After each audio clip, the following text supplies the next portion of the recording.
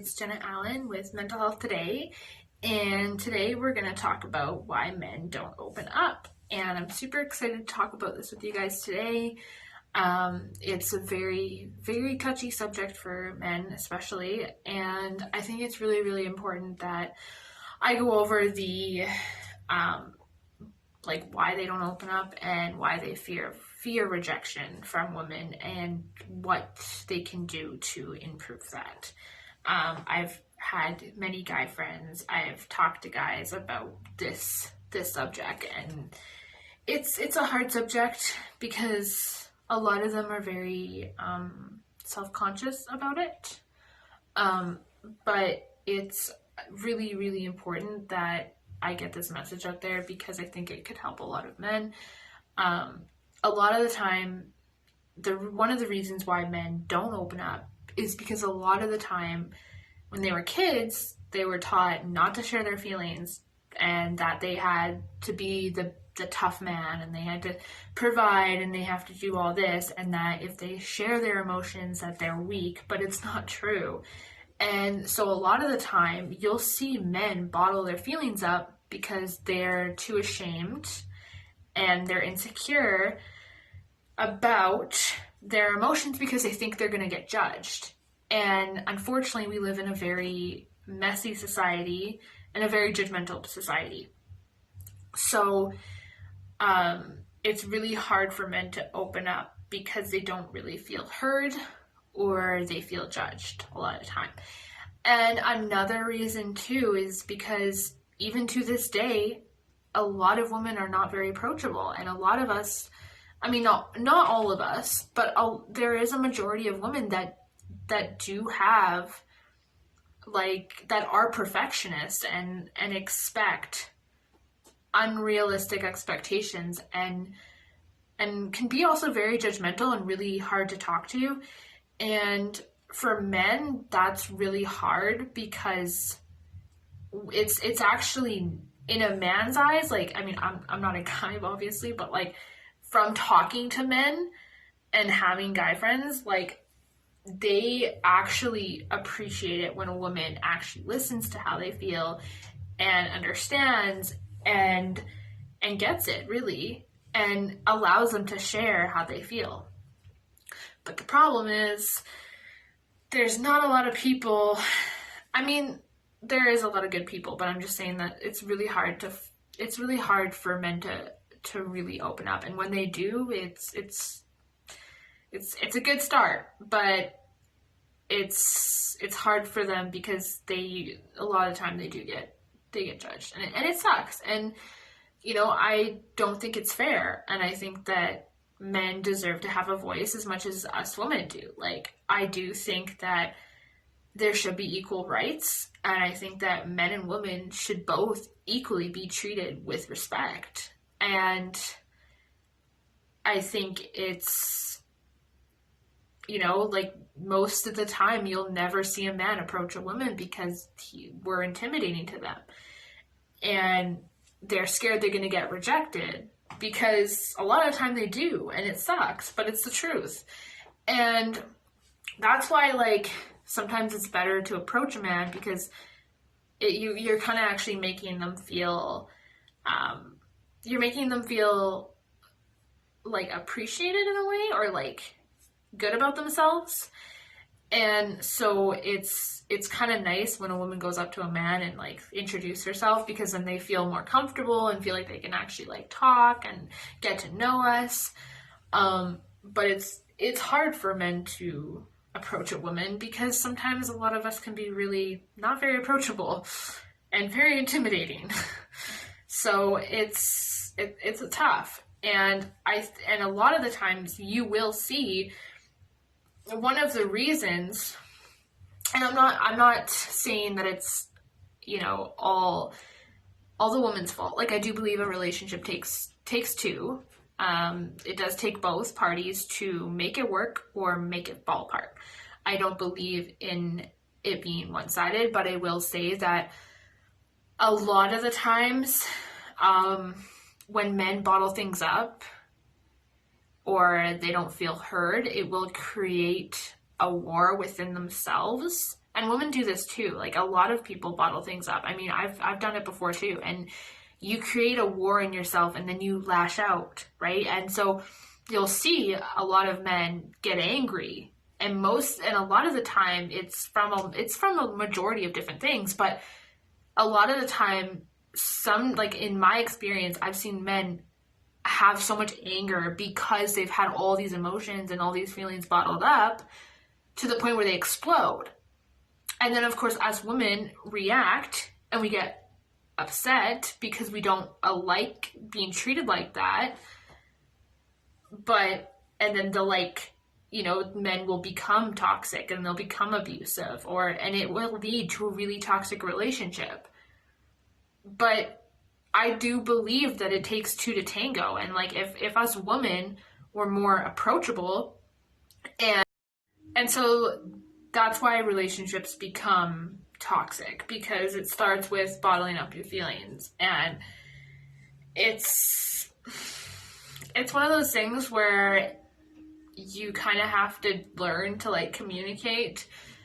And I know it's easier said than done, but I think bottling things up, trying to get out of that mindset, comes with learning to trust and learning to slowly open up to people that you do trust. And I think that, once men and people in general learn how to have more trust and faith, then they will be able to have healthier relationships and be able to trust again, right? And I think it starts with just earning each other's trust, really, and just remember that you're not alone. And that I think as a woman that we need to be also more approachable and a little bit more understanding and accepting of our partner's feelings. Does that make sense? Yeah. So, I'm sorry I'm not like overly energetic. I only got like 4 hours of sleep last night, and I just cut my finger by accident. Woohoo.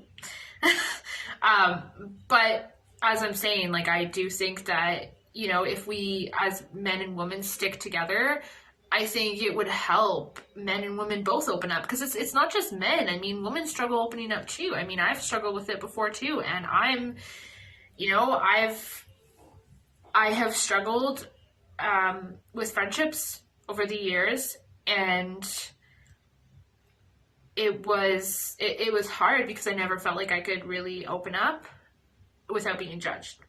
So I know how it feels. I know how, like, I in a way feel for the men out there that struggle with this, because I've been there. I've bottled things up before, and it's not fun. You start a war with yourself, and then you start to become angry, and then people don't want to be around you, and it sucks. So I think as women, I think we need to be more approachable, and more understanding. And men need to maybe learn to respect themselves enough to have a voice and have, earn trust, and it makes me sad when I see these men struggle with not being able to have a voice. It sucks. Like, it's brutal. And it makes me sad in a way, because that's one of the reasons women do. I'm not like saying that it's the woman's fault, but a lot of the times abuse, like how men abuse us, it does come from anger, and anger comes from bottling things up. So, I mean, it does,